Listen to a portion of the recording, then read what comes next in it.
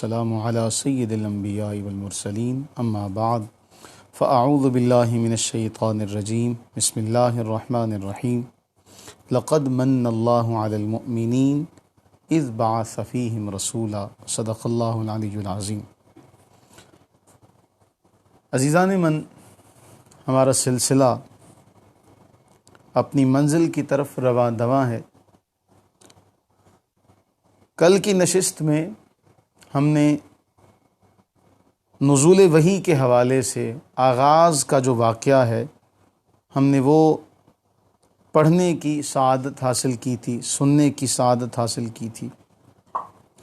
آج اس سے آگے کا ہم سفر شروع کرتے ہیں۔ جب پہلی وحی غار حرا میں نازل ہو چکی تو اس پہلی وحی کے نازل ہونے کے بعد کچھ مدت کے لیے وحی کا سلسلہ موقوف کر دیا گیا۔ وحی کا سلسلہ رکنا تھا کہ بے قراری اور بے تابی حد سے بڑھ گئی، اور اس بے قراری اور بے تابی کا کوئی حد اور کنارہ نہیں۔ جب بے قراری حد سے زیادہ بڑھ گئی تو سیدنا جبریل امی علیہ الصلاۃ والتسلیم حاضر خدمت ہوئے۔ صحیح بخاری میں روایت آتی ہے، آپ صلی اللہ علیہ وسلم نے وحی کے رک جانے کے جو زمانے کے حالات ہیں وہ بیان فرماتے ہوئے فرمایا کہ ایک روز میں چلا جا رہا تھا، بینا انا امشی اذ سمعت صوتا من السماء، میں چلا جا رہا تھا کہ اچانک میں نے آسمان کی طرف ایک آواز سنی۔ فرفعت بصری، جب میں نے نگاہ کی اوپر کی طرف، فإذا الملک الذی جاءنی بحرا، تو میں نے کیا دیکھا؟ وہی فرشتہ جو میرے پاس غار حرا میں آیا تھا، وہ آسمان و زمین کے درمیان ایک کرسی پر بیٹھا ہوا ہے۔ میں اس سے ڈر گیا، اور گھر آنے پر میں نے پھر کمبل اوڑھنے کی خواہش ظاہر کی تو اس وقت اللہ تعالی جل وعلا کی طرف سے یہ آیات نازل ہوئیں، یا ایھا المدثر قم فانذر، اے لحاف اوڑھ کر لیٹنے والے، اٹھیے اور لوگوں کو اللہ کا ڈر سنائیے، اپنے رب کی بڑائی اور عظمت بیان کیجیے، اور اپنے ظاہر و باطن کے لباس کو پہلے کی طرح ہمیشہ پاک رکھیے۔ اس کے بعد رسول اللہ صلی اللہ علیہ وسلم فرماتے ہیں کہ اس کے بعد پھر جو اصحاب سیر نے لکھا، ائمہ محدثین نے لکھا کہ یہ زمانہ فترت کے بعد، یعنی جب وحی رک گئی اس کے بعد پھر یہ وحی نازل ہوئی، اور پھر یہ سلسلہ جو تھا جاری و ساری رہا، اور پھر وحی جو تھی وہ پے در پے پھر آنے لگ پڑی۔ انقطاع وحی کی حکمت کیا ہے کہ پہلی وحی نازل کرنے کے بعد پھر درمیان میں یہ جو سلسلہ رکا گیا تھا، اس میں حکمت کیا تھی؟ اس کے بارے میں علماء اسلام نے بہت اہم نکات بیان کیے۔ ایک حکمت تو یہ ہے کہ حصول وحی کا ذوق اور شوق پیدا ہو جائے، اور دوسری بہت اہم حکمت جو آج کے دور میں ملحدین اعتراض کرتے ہیں اور ہر شے کو اپنے عقل کے ترازو پر تولنے کی احمقانہ کوشش کرتے ہیں، ان کے لیے یہ نقطہ بہت اہم ہے کہ بتایا یہ گیا، جواب اس بات کا دیا گیا، آنے والے دور میں کچھ لوگ آئیں گے جو وحی کو اللہ کے رسول صلی اللہ علیہ وآلہ وسلم کا ذاتی خیال کہیں گے، جو اس کا انکار کریں گے۔ جو ہم نے کل کی نشست میں اقسام وحی کے حوالے سے روایات ساری پڑھی تھی، اس کی اقسام بھی ہم نے سنی تھی۔ تو حکمت یہ تھی انقطاع وحی کی کہ یہ بات بتائی جائے کہ وحی رسول اللہ صلی اللہ علیہ وسلم کی ذات سے جداگانہ شے ہے، آپ کے ذاتی خیالات و تصورات کا نام قطعاً وحی نہیں ہے۔ اور اسی حکمت کو پھر اجاگر کیا گیا، اور پھر یہ ہمارے پاس ثبوت کے طور پر کہ اگر آپ کے ذاتی خیالات، آپ کے تصورات کو اگر آپ وحی کا نام دیتے ہیں تو پھر یہ خیالات تو تصورات تو نہیں رکے تھے. تو معلوم یہ ہوا کہ یہ آپ کی عقل ہے جو یہ فیصلہ کر رہی ہے، ورنہ ایک ایمان والا جانتا ہے کہ وہی اللہ کی طرف سے آنے والا ایک عظیم الشان پیغام ہے. ایک بات بہت اہم ہے یہاں کہ آپ کی بعثت مبارکہ حکم قرآن کے مطابق، خبر قرآن کے مطابق فرمایا کہ الیکم جمیعا، تم سب کے لیے، تو جہانگیر بعثت مبارکہ اور آپ صلی اللہ علیہ وسلم کی آمد کی بشارتوں کا سلسلہ آپ کے اس جہان رنگ و بو میں آنے سے پہلے شہرہ پا چکا. آپ کی ولادت کے وقت کاہنوں نے اور اہل کتاب عالموں نے، یہاں تک کہ بے جان بتوں نے بھی شہادت دی، گواہی دی اس بات کی کہ خدائے لم یزل کی، خدائے واحد کی وحدانیت کا، اس کی ربوبیت کا ڈنکا بجانے والا آ چکا ہے. پھر جب آپ نے اعلان نبوت کیا تو یہی سلسلہ دہرایا گیا، اور اس سلسلے میں بہت سی روایات ہیں. انہیں امام ابو نعیم اصفہانی رحمہ اللہ نے نقل کیا، امام بہقی نے نقل کیا رحمہ اللہ، اور اس کے علاوہ دیگر اصحاب سیر نے اسے نقل کیا. میں ان میں سے چند ایک آپ کی نظر کرتا ہوں.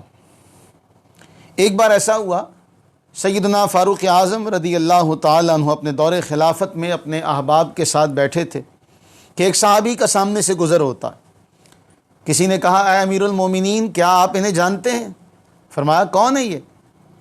لوگوں نے بتایا کہ یہ حضرت سیدنا سواد بن قارب رضی اللہ تعالی عنہ ہیں. یہ وہی سواد ہیں جنہیں ان کے ایک تابع جن نے انہیں رسول اللہ صلی اللہ علیہ وسلم کی بعثت کی اطلاع دی تھی. آپ حیران ہو جائیں گے یہ بات سن کے کہ جن جو موکل ہے وہ خبر دے رہا ہے کہ رسول اللہ صلی اللہ علیہ وسلم کی بعثت مبارکہ ہو چکی ہے. فاروق اعظم رضی اللہ تعالیٰ عنہ جب یہ بات سنی تو انہیں بلوا لیا کہ تاکہ واقعہ ان کی زبانی سنا جائے. وہ حاضر خدمت ہوئے، ان سے پوچھا کہ یہ کیا معاملہ تھا. حضرت سیدنا سواد بن قارب رضی اللہ تعالیٰ عنہ فرمان لگے، ایک دن میں نیم بیداری کے عالم میں تھا کہ جو میرا تابع جن تھا وہ میرے پاس آیا، کہنے لگا اٹھیے اور میری بات سنیے. ایک نبی مبعوث ہوئے ہیں جو اللہ وحدہ لا شریک کی عبادت کی طرف دعوت دیتے ہیں، اللہ تعالیٰ کی طرف بلاتے ہیں، اس کی عبادت کی طرف بلاتے ہیں، اور ان کی دعوت پر لبیک کہتے ہوئے ہر سمت سے جنات کے قافلے مکہ مکرمہ کی طرف رواں دواں. اور سورہ جن اس حوالے سے بہت اہم ہے. قل اوحی الیہ، کہ جب یہ سارا معاملہ آپ اس میں سورہ جن میں دیکھیں گے تو وہ جن جو میرا تابع تھا وہ مجھے بتاتا ہے کہ ان کی دعوت پر لبیک کہتے ہوئے ہر سمت سے جنات کے قافلے جا رہے ہیں. فرحل الی الصفوۃ من ہاشم، وہ کہتا ہے کہ بنی ہاشم کی اس منتخب روزگار ہستی کی خدمت میں حاضری کے لیے آپ بھی چل پڑیں. حضرت سواد کہتے میں نے اس کی باتوں پر کان نہ دھرا. میں نے کہا یار چھوڑو، مجھے سونے دو، بڑے زوروں کی نیند آئی ہے. قاضی عبد الدائم دائم نے سید الورا میں بڑا حسین نقشہ کھینچا کہ چھوڑو مجھے سونے دو، بڑے زوروں کی نیند آئی ہے. اس وقت تو وہ چلا گیا. دوسری رات وہ پھر آیا، گزشتہ شب کی طرح پھر کہنے لگا، میں نے پھر توجہ نہ دی. تیسری رات وہ پھر آ گیا. میں نے آخر اس کی بات مانی اور پھر میں اگلے روز صبح اپنی اونٹنی پر سوار ہوا اور رسول اللہ صلی اللہ علیہ وآلہ وبارک وسلم کی خدمت عالیہ میں حاضری کے لیے چل پڑا. جب میں یہاں پہنچا مکہ معظمہ میں تو آپ اپنے اصحاب کے ساتھ جلوہ افروز تھے. میں نے حاضر ہوتے ہی عرض کیا، یا رسول اللہ صلی اللہ علیہ وسلم میرا کلام سنیے. فرمایا سناؤ. حضرت سواد بن قارب رضی اللہ تعالیٰ عنہ نے جو کلام پڑھا وہ بہت کمال کا ہے. فرمایا وَأَنَّكَ أَدْنَى الْمُرْسَلِينَ وَسِيلًا إِلَى اللَّهِ يَا ابْنَ الْأَكْرَمِينَ الْأَطَائِبِ. بلا شبہ اللہ تک پہنچنے کے لیے آپ تمام رسولوں کی بنسبت زیادہ قریبی وسیلہ ہیں. وَأَنَّكَ أَدْنَى الْمُرْسَلِينَ وَسِيلًا إِلَى اللَّهِ يَا ابْنَ الْأَكْرَمِينَ الْأَطَائِبِ. اے معزز اور پاک ہستیوں کے فرزند گرامی. اور پھر ایک شعر بڑا کمال کا ہے وَكُنْ لِي شَفِيعًا يَوْمَ لَا ذُو شَفَاعَةٍ سِوَاكَ بِمُغْنٍ عَنْ سَوَادِ بْنِ قَارِبِ. عرض کرتے ہیں کہ آپ اس روز میری شفاعت کیجئے گا جس دن آپ کے سوا کوئی بھی شفاعت کرنے والا سواد بن قارب کے کام نہ آ سکے گا. یہ پہلی ملاقات ہے. اور پہلی ملاقات میں عرض کرتے ہیں وَكُنْ لِي شَفِيعًا يَوْمَ لَا ذُو شَفَاعَةٍ وَكُنْ لِي شَفِيعًا يَوْمَ لَا ذُو شَفَاعَةٍ. آپ اس روز میری سفارش کیجئے گا جب آپ کے علاوہ کوئی دوسرا میری سفارش نہیں کر سکے گا. یہ اشعار پڑھنے تھے. فَفَرَحَ رسول اللہ صلی اللہ علیہ وسلم. رسول اللہ صلی اللہ علیہ وسلم مسکرا پڑے اور آپ کے جو اصحاب تھے وہ بھی مسکرا پڑے. فرحًا شدیداً نہایت خوش ہوئے کہ خوشی سے نہال ہو گئے. حتیٰ یہاں تک کہ وہ خوشی ان کے چہرے سے ظاہر ہوئی اور ان کے چہرے چمک اٹھے. فرمایا اے سواد تم کامیاب ہو گئے. اے سواد تم کامیاب ہو گئے. یہ سننا تھا. سیدنا عمر فاروق رضی اللہ تعالیٰ عنہ بے تابہ نہ اٹھے اور گلے لگا کر فرمایا کتنا اشتیاق تھا مجھے تم سے یہ واقعہ سننے کا. کتنا اشتیاق تھا مجھے.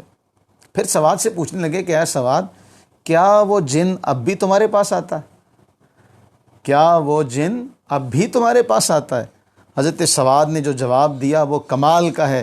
حضرت سواد رضی اللہ تعالیٰ عنہ فرمانے لگے جب سے قرآن پڑھنا شروع کیا ہے یہ کام چھوڑ دیا ہے.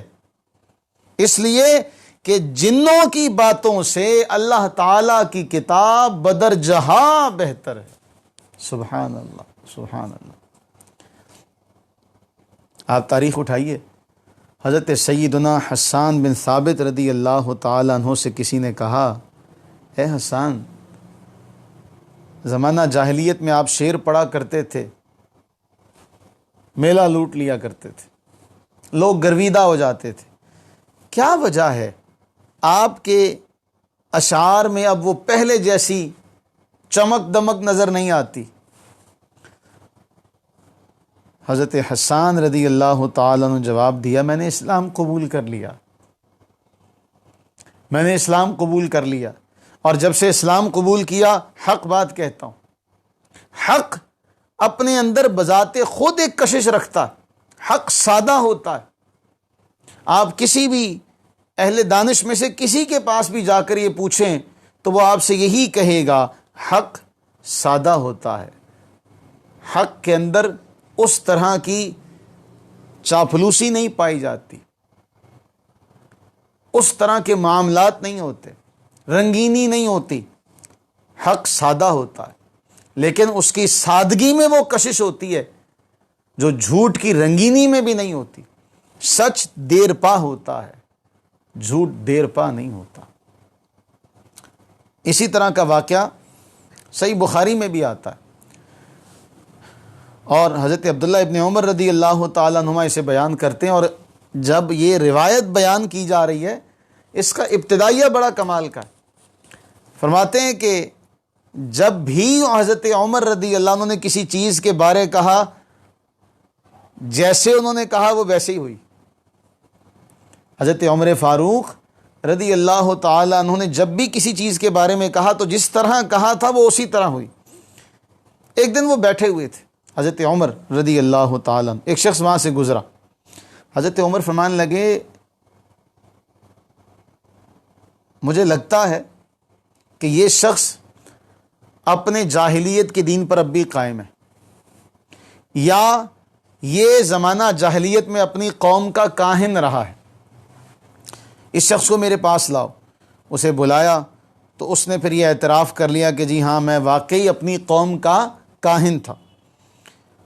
حضرت عمر فاروق رضی اللہ تعالیٰ عنہ فرمانے لگے کہ بھئی تمہارے پاس جو جننی تھی وہ کوئی غیب کی خبریں بھی تمہیں لا کے دیتی تھی، تو سب سے کوئی حیرت انگیز بات مجھے بتاؤ۔ تو وہ شخص مذکور کہنے لگا کہ ایک دن میں بازار میں تھا کہ جو میری جننی جو میں نے اپنے قابو میں کی ہوئی تھی وہ میں نے دیکھا کہ بہت گھبرائی ہوئی ہے۔ پھر اس نے مجھے کہا جنوں کے متعلق تمہیں معلوم نہیں ہے، جب سے انہیں آسمانی خبروں سے روک دیا گیا ہے وہ کس قدر ڈرے ہوئے ہیں۔ وہ اونٹ کے جو پالان ہیں نا، ان کی جو کملیاں ان سے مل گئے ہیں۔ حضرت عمر فاروق رضی اللہ تعالیٰ عنہ نے، اور یہ کب کا واقعہ ہے؟ جب رسول اللہ صلی اللہ علیہ وسلم کی بعثت ہوئی، آسمان سے جو خبریں کا چرانے کا سلسلہ تھا وہ موقوف کر دیا گیا۔ حضرت عمر فاروق رضی اللہ تعالیٰ عنہ نے فرمایا ہاں ہاں تم سچ کہہ رہے ہو، یہ جملہ بڑا اہم ہے۔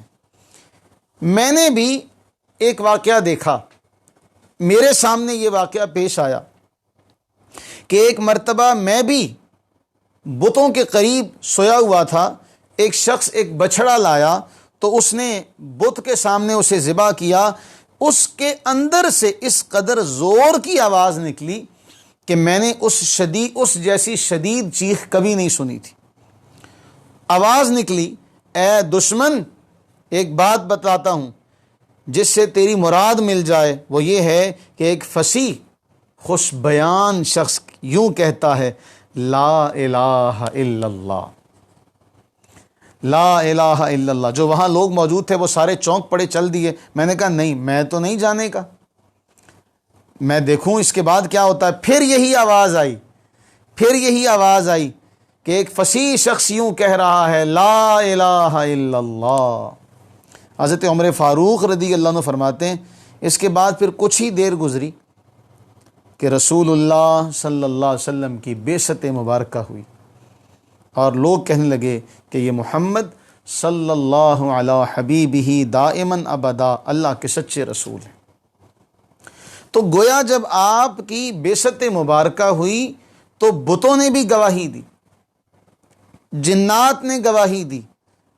اور ایک اور واقعہ حضرت مازن رضی اللہ تعالیٰ عنہ بیان کرتے ہیں کہ اسلام لانے سے پہلے میں عمان کے قریب ایک سمایا نامی گاؤں تھا جہاں میں ایک بت کی خدمت کیا کرتا تھا، اس کی دیکھ بھال کرتا تھا۔ کہتے ہیں کہ ایک دن ہم قربانی کر کے بت کے آگے بیٹھے تھے کہ اچانک بت کے اندر سے آواز آئی یا مازن اسمع تسر، اے مازن سن اور خوش ہو جا، ظہر خیر و بطن شر، بھلائی ظاہر ہو گئی اور برائی چھپ گئی۔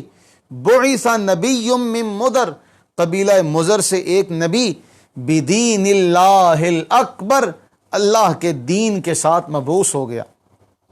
فدع نحیتا من حجر تسلم من حر سقر، اب تم پتھر کے تراشے ہوئے بتوں کو چھوڑ دو تاکہ جہنم کی حرارت سے بچ جاؤ۔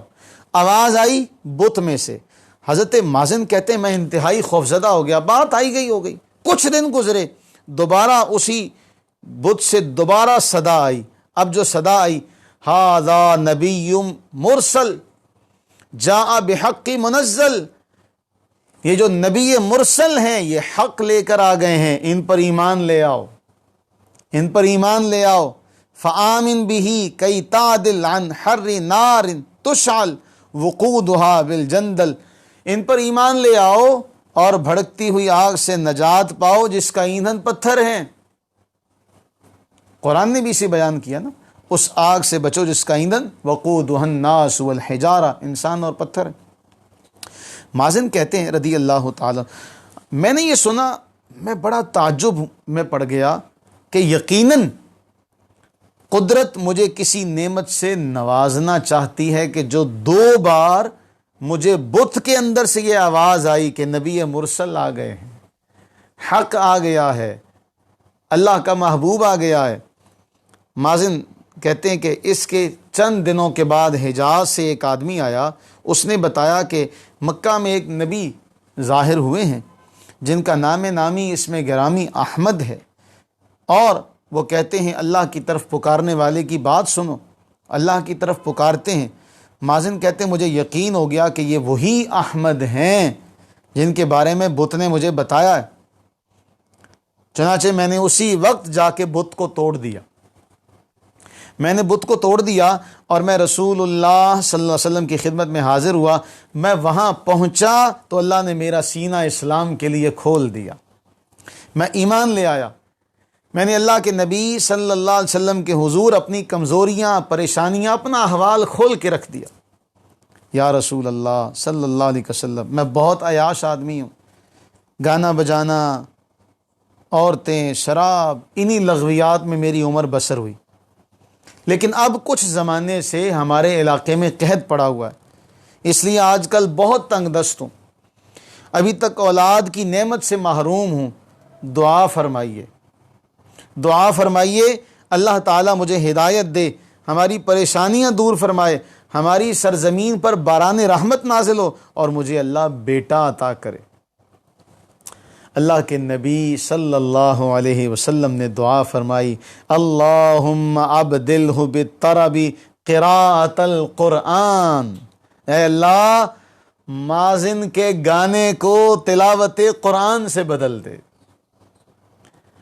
مازن کے گانے کو تلاوت قرآن سے بدل دے، وبالحرام الحلال، اس کے رزق حرام کو رزق حلال سے بدل دے، اور اس کی بے راہ روی کو پاک دامنی سے بدل دے، اس کے علاقے پر بارش برسا دے اور اسے بیٹا عنایت فرما دے۔ مازن کہتے ہیں رسول اللہ کی تمام دعائیں مستجاب ہوئیں، تمام دعائیں مستجاب ہوئیں، گناہ چھوٹ گئے، بے راہ روی دور ہو گئی، میرا علاقہ سرسبز و شاداب ہو گیا اور مجھے اللہ نے بیٹا بھی عطا کر دیا۔ اے اللہ اپنی اس عطا کا صدقہ، اپنی اس عطا کا صدقہ، جن کی جھولیاں خالی ہیں باری تعالیٰ انہیں لال عطا کر دے۔ اللہ تعالیٰ تمام بے اولادوں کو اولاد نرینہ عطا فرمائے۔ جب یہ ساری دعائیں ان کا میں نے دیکھ لیا اپنے اوپر ظہور، اب میں حاضر خدمت ہوا اور میں نے شان نبوت میں، شان رسالت میں چند اشعار کہے۔ الیک رسول اللہ خبت مطیتی تجوب الفیافی من عمان الی العرج، یا رسول اللہ صلی اللہ علیہ وسلم میری اونٹنی عمان سے عرج تک پھیلے ہوئے طویل صحراؤں کو تیزی سے طے کرتی ہوئی آپ کے دربار میں آن پہنچی ہے، آپ کے دربار میں آن پہنچی ہے، اتنی دور سے سفر کرتے ہوئے، اور آنے کا مقصد کیا ہے؟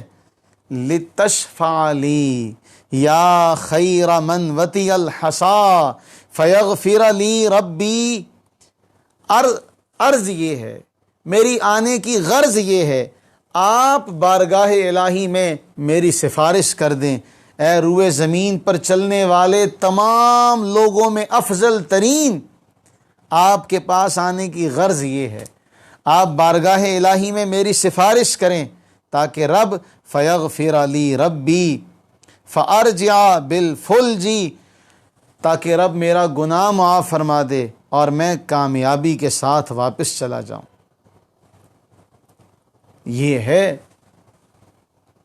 رسول اللہ صلی اللہ علیہ وسلم کی آمد کے وقت اللہ تعالیٰ نے کیسے اعلانات کروائے۔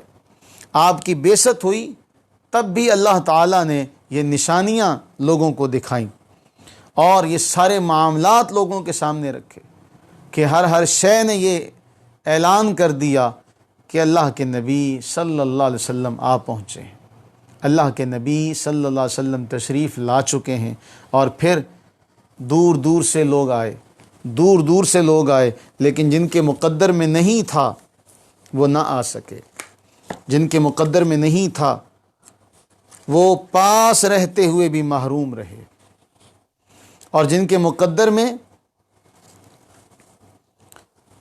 اللہ تعالیٰ نے ہدایت کی توفیق لکھی تھی وہ دور دراز سے بھی آئے۔ اللہ تعالی ہم سب کو ہدایت پر استقامت عطا فرمائے۔ اب جب دوسری وحی آ گئی تو دوسری وحی کے بعد پھر اس تبلیغ کا سلسلہ شروع ہوا۔ اصحاب سیر لکھتے ہیں کہ اسلامی دعوت کے پھر مراتب و مراحل ہیں جو بیان کیے گئے دعوت دین کے حوالے سے۔ حافظ ابن قیم نے اس کے 5 مراتب ذکر کیے ہیں کہ ان میں آپ نے اپنے قریبی رشتہ داروں کو ڈرایا، اپنی قوم کو ڈرایا، ان لوگوں کو ڈرایا جن کے پاس اس سے پہلے کوئی ڈرانے والا نہیں آیا تھا، یعنی تمام عرب، اور قیامت تک کے تمام لوگوں کو ڈرایا جن تک آپ کی دعوت پہنچے، چاہے وہ انسان ہو یا جن ہو۔ اس طرح پھر دعوت نبوی کے جو مراحل ذکر کیے گئے ان میں پہلا مرحلہ خفیہ دعوت دینا، اور یہ مرحلہ ابتدائی 3 سال تک جاری رہا۔ دوسرا مرحلہ اعلانیہ دعوت دینا لیکن لڑائی سے پرہیز کرنا، یہ مرحلہ ہجرت مدینہ تک جاری رہا۔ تیسرا مرحلہ اعلانیہ دعوت دینا اور ان لوگوں سے ڈٹ کر مقابلہ کرنا جو خود لڑائی کی ابتدا کریں، یہ مرحلہ صلح حدیبیہ تک جاری رہا۔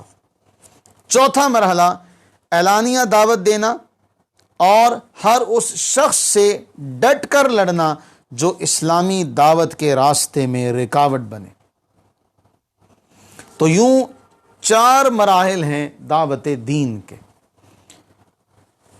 تو جب یہ دوسری وحی نازل ہوئی جس میں کہا گیا یا ایھا المدثر قم فانذر وربک فکبر وثیابک فطہر والرجز فاہجر ولا تمنن تستکثر ولربک فاصبر۔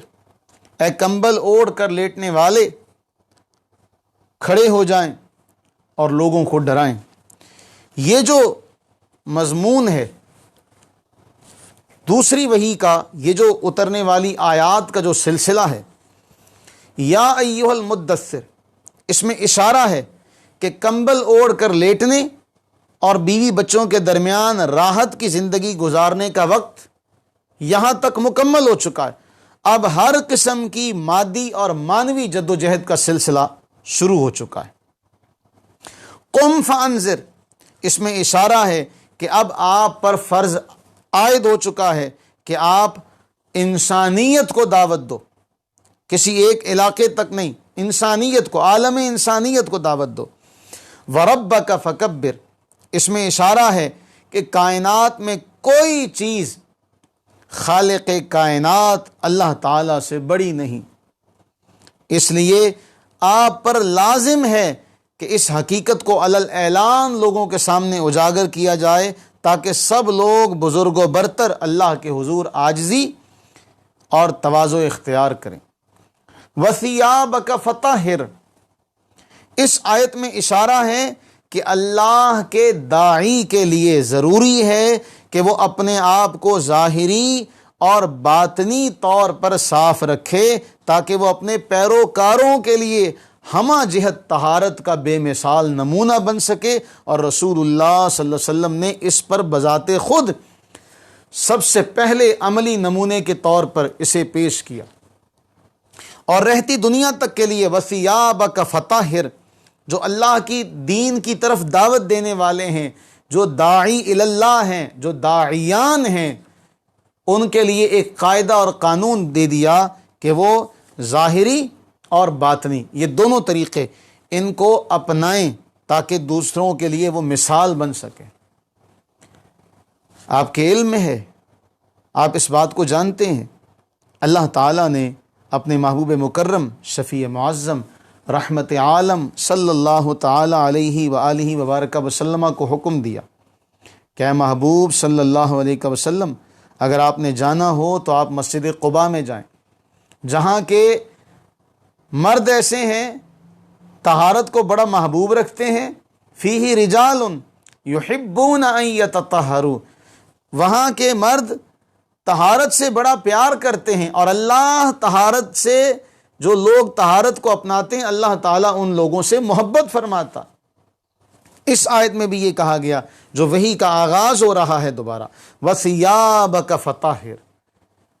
سوچنے کی بات ہے، اللہ تعالی رسول اللہ صلی اللہ علیہ وسلم کو یہ فرمائے کہ وَثِيَابَكَ فَطَهِّرْ، آپ اپنے کپڑوں کو حسب سابق صاف ستھرا رکھیں۔ پہلے بھی آپ پاکیزہ رہا کرتے تھے، صاف ستھرے رہتے تھے، ان جیسا تو پاک صاف کوئی رہ ہی نہیں سکتا، لیکن قرآن نے پھر اس کو ذکر کیا تاکیداً۔ اب کیسی بدقسمتی ہے کہ اسی دین کے اندر وہ لوگ بھی دین کا حصہ اپنے آپ کو شمار کروائیں جنہوں نے مہینوں سے نہایا دھویا نہیں ہے، گندے بال اور گندے کپڑے، اور جناب ولی اللہ کی سیٹ پر براجمان۔ یہ ولی اللہ کی سیٹ پر براجمان نہیں ہو سکتے، یہ تو گھس بیٹھی ہیں۔ جس دین کا ابتدائیہ، جس دین کا مقدمہ یہ ہے وَثِيَابَكَ فَطَهِّرْ، بھلا اس دین کے اندر یہ کیسے ممکن ہو سکتا ہے؟ اس کی کہاں سے گنجائش نکل سکتی ہے کہ ایک آدمی طہارت بھی نہ کرے، ایک آدمی اپنے آپ کی صفائی کا خیال بھی نہ رکھے، اور پھر وہ اللہ کا ولی کہلائے؟ جبکہ اللہ نے قرآن میں یہ واضح کر دیا میری محبت ان سے ہے جو طہارت کو پسند کرنے والے۔ اللہ تعالیٰ نے اپنے نبی علیہ السلام سے فرمایا آپ بھی وہاں جائیں، لَمَسْجِدٌ أُسِّسَ عَلَى التَّقْوَى مِنْ أَوَّلِ يَوْمٍ أَحَقُّ أَن تَقُومَ فِيهِ، وہ اس بات کی زیادہ حقدار ہے کہ آپ وہاں جا کے کھڑے ہوں۔ اس کے بعد وَالرُّجْزَ فَاهْجُرْ وَلَا تَمْنُن تَسْتَكْثِرْ وَلِرَبِّكَ فَاصْبِرْ، یہ جو وَلَا تَمْنُن تَسْتَكْثِرْ ہے، اس میں اشارہ ہے اس بات کی طرف جو امت کو بتایا جا رہا ہے، کیا زیادہ لینے کی نیت سے کسی کو کوئی چیز نہ دی جائے۔ ہم اس سیرت کے سفر میں ہم یہ بھی ساتھ ساتھ سیکھتے چلیں۔ فرمایا وَلَا تَمْنُن تَسْتَكْثِرْ، اس میں اشارہ کیا گیا زیادہ لینے کی نیت سے کسی کو دیا نہ جائے۔ ہم کیا کرتے ہیں؟ اور ویسے بھی ماحول جو ہے وہ ٹھنڈا ہوتا جا رہا ہے، اور شادیوں کا جو سیزن ہے وہ شروع ہو چکا ہے، اور ان میں کیا ہوتا ہے آپ بخوبی جانتے ہیں، زیادہ لینے کے لیے دیا جاتا ہے۔ میں 500 دوں گا تو میں 1000 کی نیت پر دوں گا، میں 1000 دوں گا تو 2000 کی نیت پر دوں گا۔ اسی کو دین اسلام نے درست قرار نہیں دیا۔ وَلِرَبِّكَ فَاصْبِرْ، یہ آیات جب نازل ہوئیں رسول اللہ صلی اللہ علیہ وسلم اپنے بستر سے اٹھ کھڑے ہوئے اور 3 سال تک مسلسل اسی انداز سے خفیہ طور پر دعوت دیتے رہے۔ اس کے بعد پھر اعلانیہ تبلیغ اور اظہار دین کا حکم جو ہے وہ نازل ہوا۔ اس دعوت دین میں جن لوگوں نے اسلام قبول کیا ان میں سر فہرست ام المومنین سیدہ اماں خدیجہ رضی اللہ تعالی عنہا، حضرت سیدنا صدیق اکبر رضی اللہ تعالی عنہ، حضرت سیدنا علی المرتضیٰ شیر خدا کرم اللہ تعالی وجہہ الکریم رضی اللہ تعالی عنہ، حضرت زید بن حارثہ رضی اللہ تعالی عنہ۔ اور یہاں یہ تقسیم کی گئی کہ عورتوں میں سب سے پہلے حضرت اماں خدیجہ رضی اللہ تعالی عنہ نے اسلام قبول کیا، بچوں میں سب سے پہلے شیر خدا حضرت علی المرتضیٰ کرم اللہ تعالی وجہہ الکریم نے اسلام قبول کیا۔ اور ابن اسحاق کی روایت کے مطابق جو صحیح ترین قول ہے، اس وقت آپ کی عمر مبارکہ 10 سال تھی۔ غلاموں میں سب سے پہلے حضرت زید بن حارثہ رضی اللہ تعالی عنہ نے اسلام قبول کیا، اور مردوں میں سب سے پہلے حضرت سیدنا صدیق اکبر رضی اللہ تعالی عنہ نے اسلام قبول کیا۔ اور ان کے حوالے سے بڑی پیار کی ایک روایت ملتی ہے، اللہ کے نبی علیہ السلام نے فرمایا میں نے جس کو بھی اسلام کی دعوت دی وہ ڈاواں ڈول ہوا، ہچکچایا، لیکن جب میں نے ابو بکر کو دعوت دی تو نہ انہوں نے کوئی تردد کیا نہ دیر کی، فوراً اسلام قبول کر لیا۔ پھر ان کے علاوہ ہم نے کل کے درس میں ورقہ بن نوفل کے حوالے سے پڑھا تھا۔ اصحاب سیر لکھتے ہیں کہ یہ امر بھی پایا ثبوت کو پہنچا ہے کہ ورقہ بن نوفل بھی اولین مسلمانوں میں شامل ہیں، اس لیے کہ رسول اللہ صلی اللہ علیہ وسلم نے فرمایا میں نے خواب میں دیکھا اور میں نے انہیں سفید کپڑوں میں دیکھا اور انہیں جنت کے درمیان دیکھا، جنت کے درمیان دیکھا، اگر وہ جہنمی ہوتے تو سفید کپڑوں میں ملبوس نہ ہوتے۔ تو یہ وہ اولین لوگ تھے جنہوں نے اسلام قبول کیا۔ یہ 3 سال کا جو سلسلہ ہے یہ پھر اسی طریقے سے دعوت چلتی رہی، اس کے بعد پھر اعلانیہ دعوت کا سلسلہ شروع ہوا۔ انشاءاللہ العزیز بشرط زندگی یہاں سے کل ہم اپنے سفر کا آغاز کریں گے۔ اللہ سے دعا کریں کہ باری تعالیٰ اپنی رحمت کا صدقہ، اپنے فضل و کرم کا صدقہ ہمیں بے پناہ علم نافع عطا فرمائے، دین و دنیا کی، دنیا اور آخرت کی تمام بھلائیاں عطا فرمائے۔ آمین ثم آمین۔ وما علینا الا البلاغ المبین۔